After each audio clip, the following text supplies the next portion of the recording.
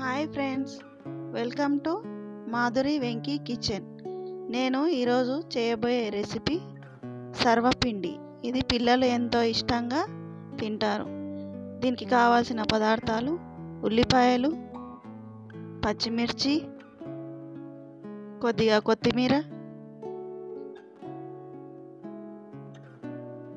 3-4 tea స్పూన్ల నువ్వులు, వాము, జీలకర్ర, చిటికెడు పసుపు, రుచికి సరిపడా ఉప్పు, అల్లం వెల్లుల్లి, కప్పు పల్లీలు. ముందుగా స్టవ్ ఆన్ చేసుకొని పల్లీలను మీడియం ఫ్లేమ్లో 5 మినిట్స్ వరకు దోరగా వేయించుకోవాలి. ఇలా అటు ఇటు అనుకుంటూ దోరగా వేయించుకోవాలి.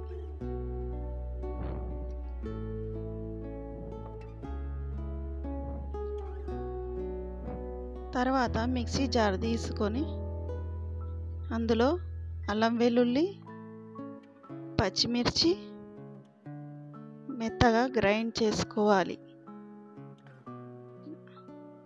క్రషర్లో ఉల్లిపాయలు వేసుకొని సన్నగా క్రష్ చేసుకోవాలి. చాకుతో అయినా సన్నగా కట్ చేసుకోవచ్చు.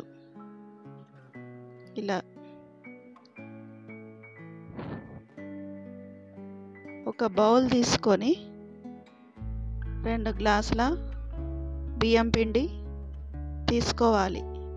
నేను 5-6గురికి సరిపడా చేస్తున్నాను కాబట్టి 2 గ్లాసుల బియ్యం పిండి తీసుకుంటున్నాను. ఇక్కడ అందులో 2 టేబుల్ స్పూన్ల జీలకర్ర,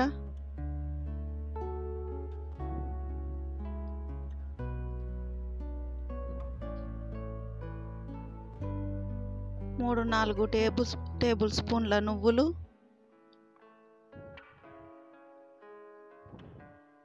మనం తీసుకున్నవి పసుపు, వాము, పచ్చిమిర్చి పేస్టు, రుచికి సరిపడా ఉప్పు,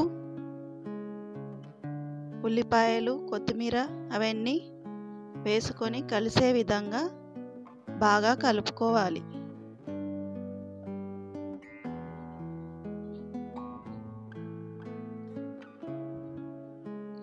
ఇలా కలుపుకున్న తర్వాత వేడి నీళ్ళను యాడ్ చేసుకుంటూ